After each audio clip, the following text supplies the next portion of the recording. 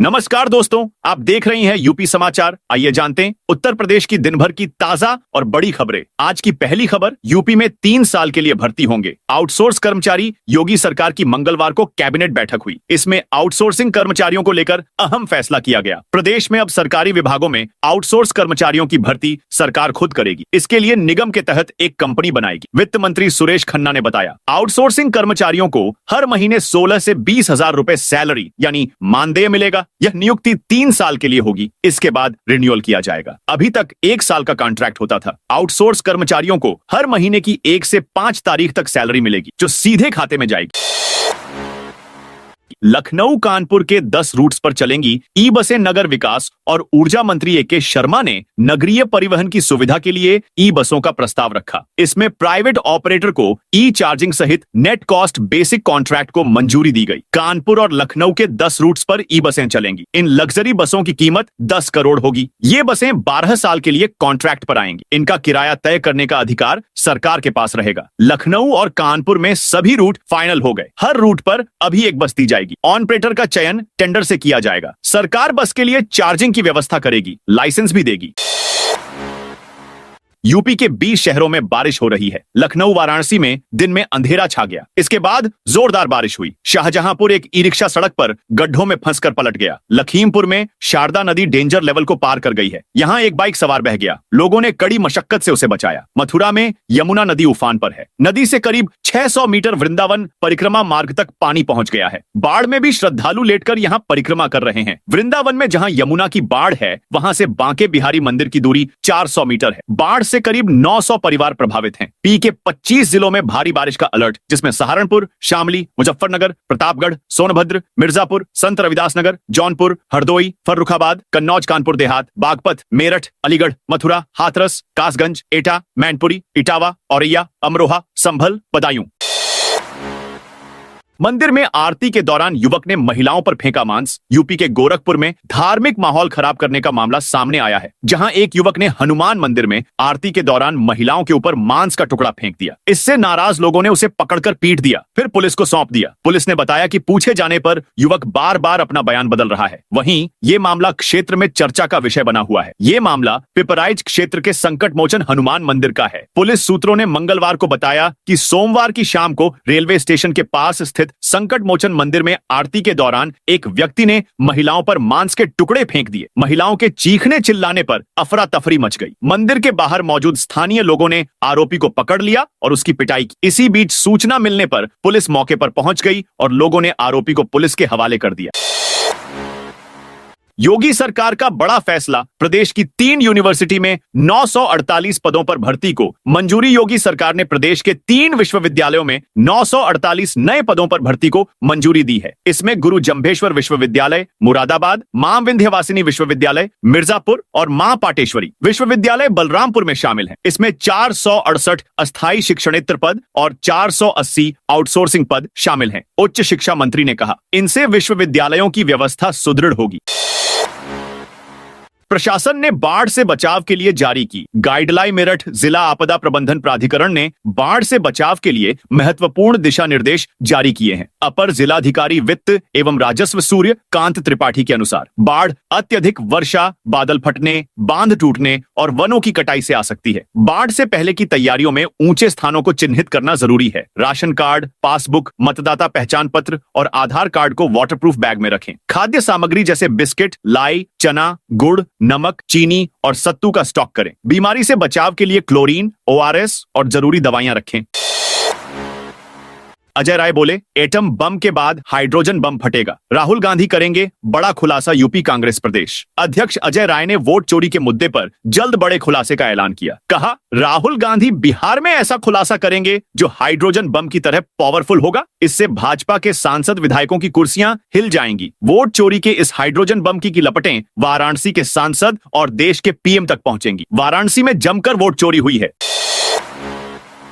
गोरखा सैनिकों की वीर गाथा को संजोएगी। योगी सरकार देश के लिए अपना सब कुछ न्योछावर करने वाले गोरखा सैनिकों की वीर गाथा को संजोने के लिए योगी सरकार ने बड़ा कदम उठाया है। प्रदेश का संस्कृति विभाग गोरखा रेजिमेंट के गोरखा भर्ती डिपो GRD गोरखपुर में स्थित गोरखा युद्ध स्मारक का सौंदर्यीकरण कराने के साथ यहां एक भव्य संग्रहालय बनवाने जा रहा है। इसका शिलान्यास 4 सितंबर को मुख्यमंत्री योगी आदित्यनाथ और chief of defence staff general Anil Singh Chauhan के हाथों होने जा रहा है। आम जनता के लिए बनने वाला यह गोरखा रेजिमेंट का पहला संग्रहालय होगा।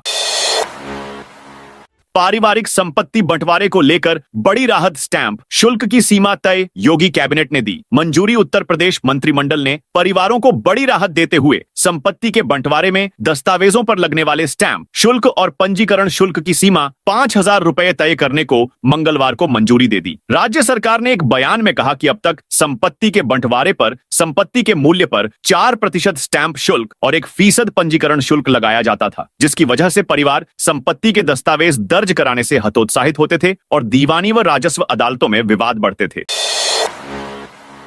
लखनऊ में ABVP का उग्र प्रदर्शन पुलिस टांकर ले गई। बाराबंकी में रामस्वरूप मेमोरियल यूनिवर्सिटी में LLB छात्रों को दौड़ाकर पीटने का मामला CM योगी तक पहुंच गया है। इसके बाद प्रशासन ने CO सिटी हर्षित चौहान को सस्पेंड कर दिया। नगर कोतवाली प्रभारी RK राणा और गदिया चौकी के सभी पुलिसकर्मियों को लाइन हाजिर कर दिया गया। सरकार ने IG अयोध्या प्रवीण कुमार को मामले की जांच सौंपी है। इसके अलावा अयोध्या कमिश्नर गौरव दयाल को यूनिवर्सिटी की वैधता की जांच के आदेश दिए हैं।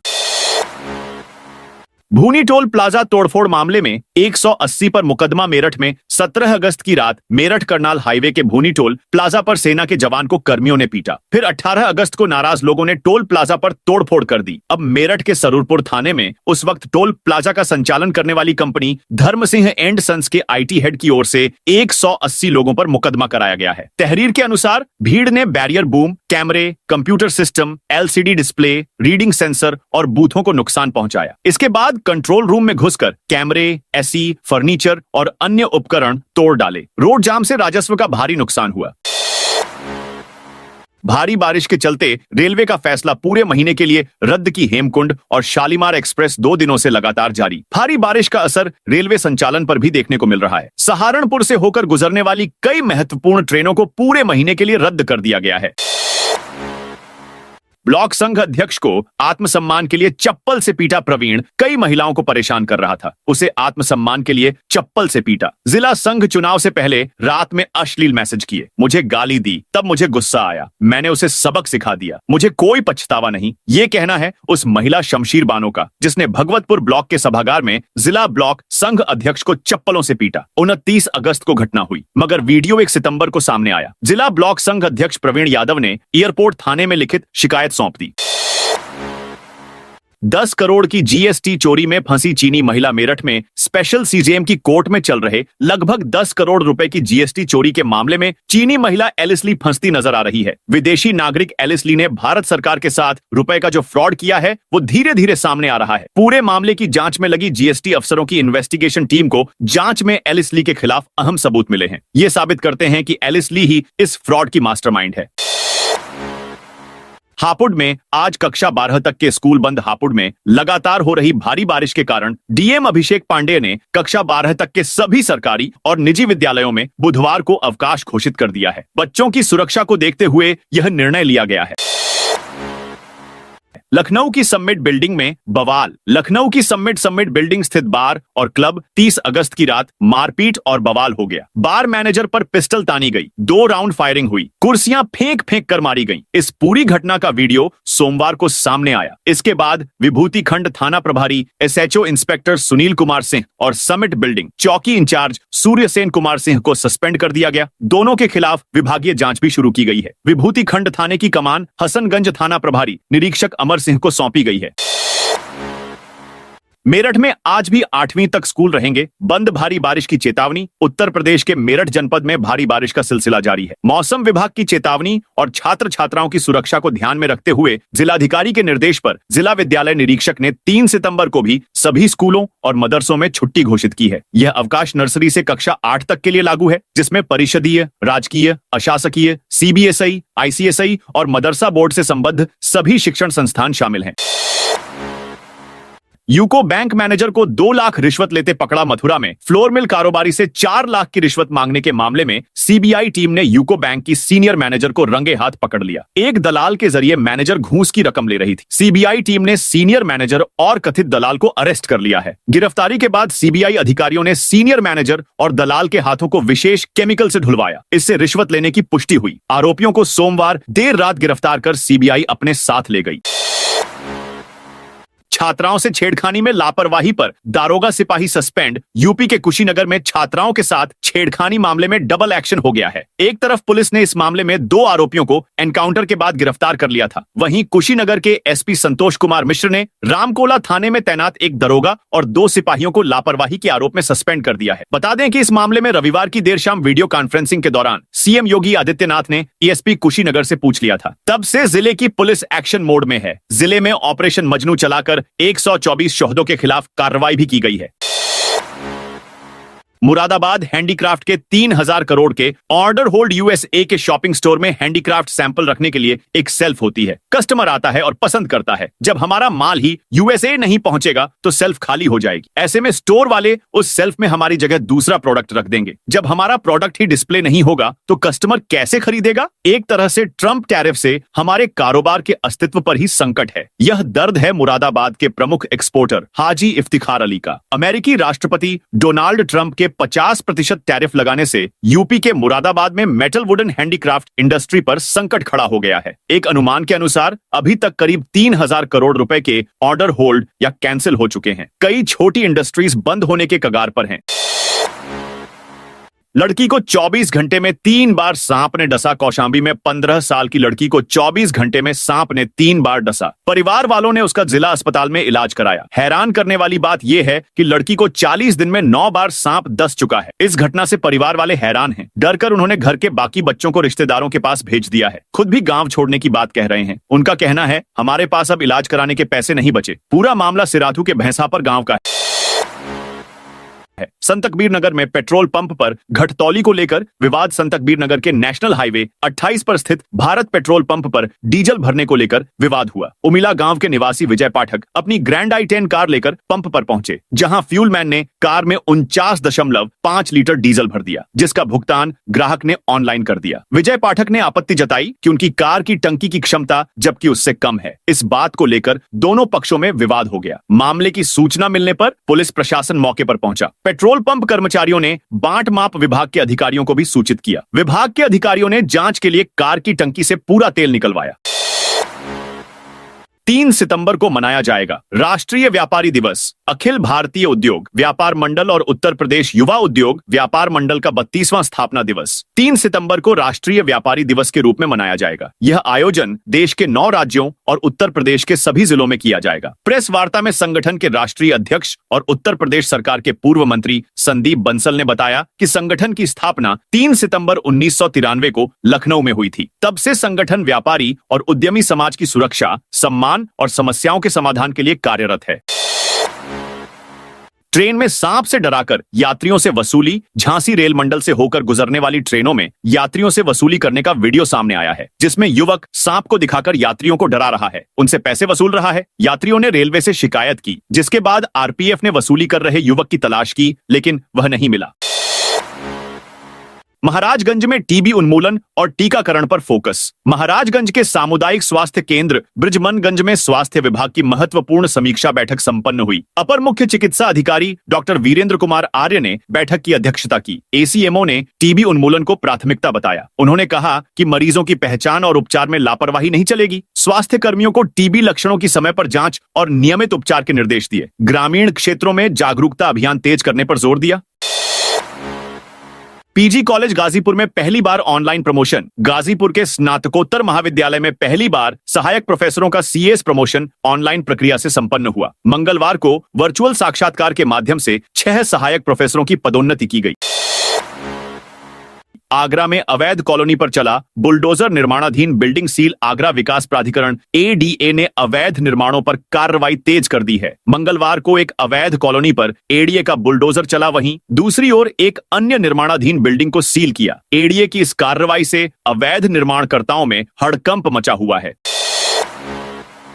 आगरा में एयरपोर्ट के लिए खतरा बना कूड़ा। एयरफोर्स की बाउंड्री के किनारे कई अवैध डलाप घर बन गए हैं। इसके साथ ही आगरा कोटा और आगरा जयपुर रेलवे ट्रैक के पास भी काफी गंदगी है। यहाँ खुले में कूड़ा पड़े रहने की वजह से बर्ड एक्टिविटी बढ़ गई है। इससे एयरपोर्ट के लिए खतरा बढ़ रहा है। एबीवीपी वालों पर लाठीचार्ज करवाने वाले सीओ पर चला योगी का डंडा। यूपी के बाराबंकी में श्रीराम स्वरूप मेमोरियल विश्वविद्यालय के बाहर आंदोलित एबीवीपी छात्रों पर लाठीचार्ज मामले एक्शन हुआ है। मुख्यमंत्री योगी आदित्यनाथ ने जनपद बाराबंकी में छात्रों की समस्या का संज्ञान लिया। मुख्यमंत्री योगी ने छात्रों पर हुई कार्रवाई पर नाराजगी जताई है। मंडलायुक्त अयोध्या को रामस्वरूप विश्वविद्यालय बाराबंकी की डिग्री की वैधता की जांच के आदेश दिए हैं। राजा भैया के खिलाफ चुनाव लड़े गुलशन यादव पर अब 1 लाख का इनाम। यूपी में सपा के कार्यवाहक जिलाध्यक्ष कुंडा के पूर्व चेयरमैन गुलशन यादव की गिरफ्तारी की रकम को अपर पुलिस महानिरीक्षक प्रयागराज ने 50,000 से बढ़ाकर 1 लाख रुपए कर दिया है। इससे अब गुलशन की मुश्किलें बढ़ सकती हैं। गुलशन यादव के खिलाफ पर 53 आपराधिक मुकदमे दर्ज हैं। गुलशन यादव लंबे समय से फरार चल रहा है। दरअसल कुंडा से विधायक रघुराज प्रताप सिंह उर्फ राजा भैया के खिलाफ चुनाव लड़ने के बाद से ही सपा नेता गुलशन यादव सुर्खियों में रहे हैं। चुनाव में राजा भैया के सामने गुलशन यादव टिक नहीं पाए थे और सपा नेता को हार का सामना करना पड़ा था।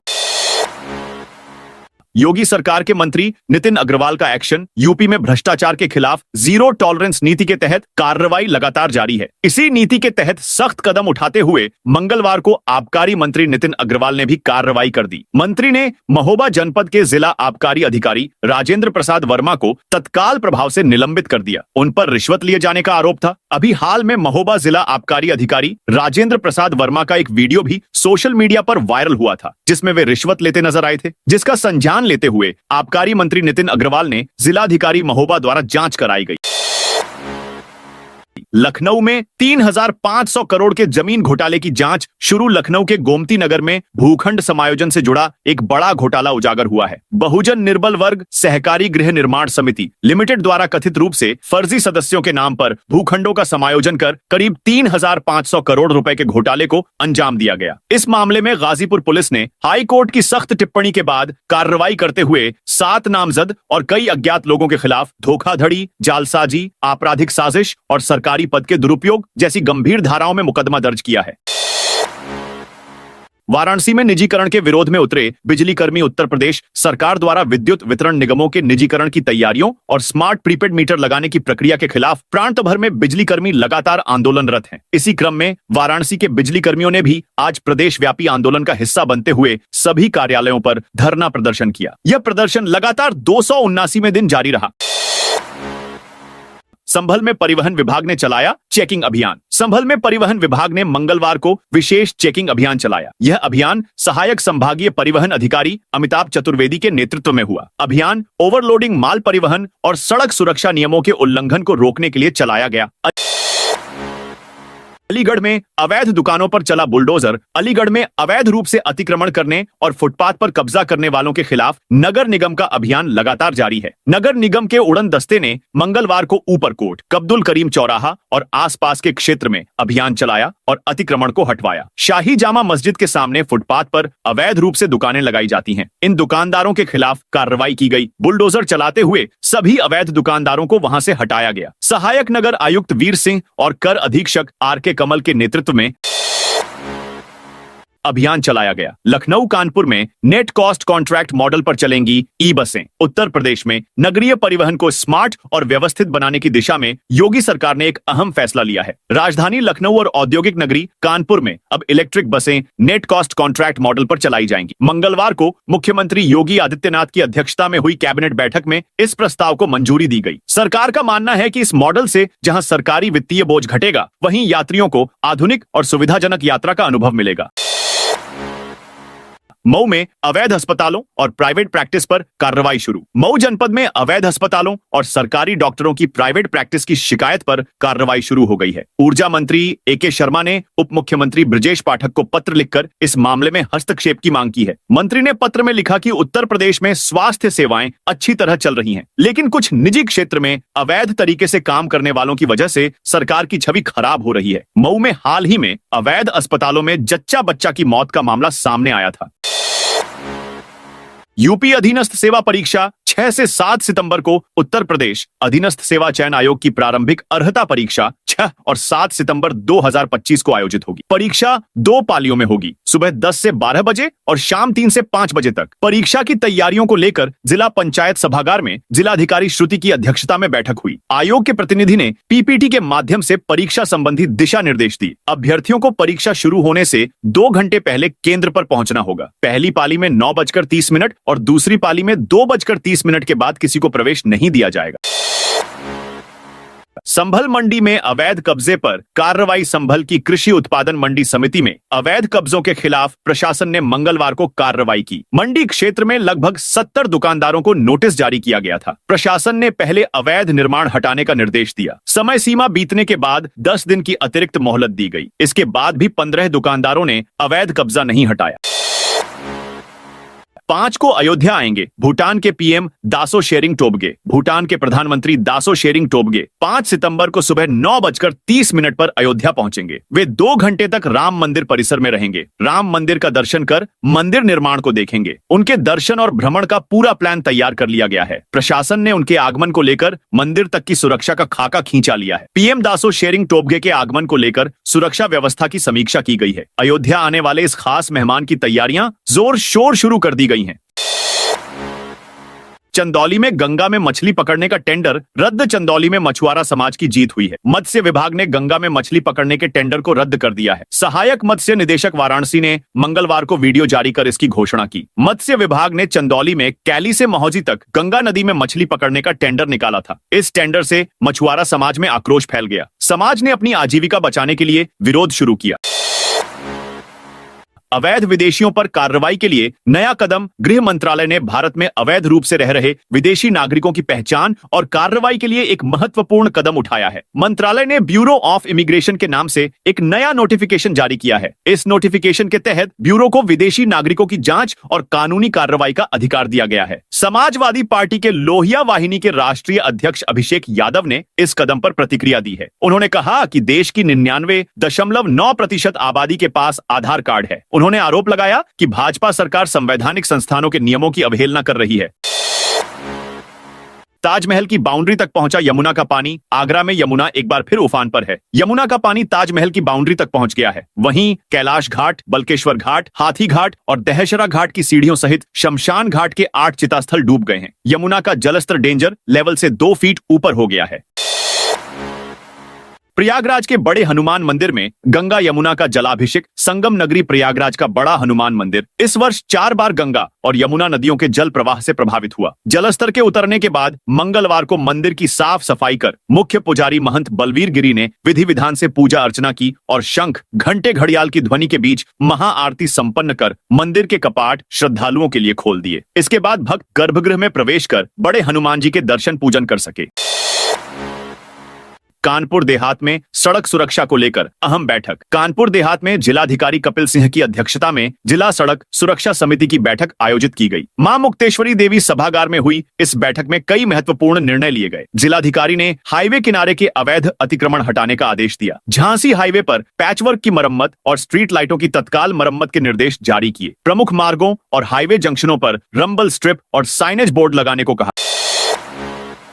गया। नायब तहसीलदारों को दायित्व देकर निपटाए जाएंगे राजस्ववाद। राजस्व परिषद राजस्व वादों को निस्तारित कराने के लिए तहसीलदारों की कमी को देखते हुए नायब तहसीलदारों को प्रभार देकर राजस्व वाद निस्तारित कराने जा रहा है। प्रदेश में 766 तहसीलदार के पद स्वीकृत हैं, लेकिन 328 ही तैनात हैं और 16 प्रतिनियुक्ति पर दूसरे विभागों में हैं। इसलिए नायब तहसीलदारों को प्रभारी तहसीलदार बनाकर मुकदमे निस्तारित कराए जाएंगे। तो दोस्तों, यह थी आज उत्तर प्रदेश के सभी जिलों की दिन भर की ताजा और बड़ी खबरें।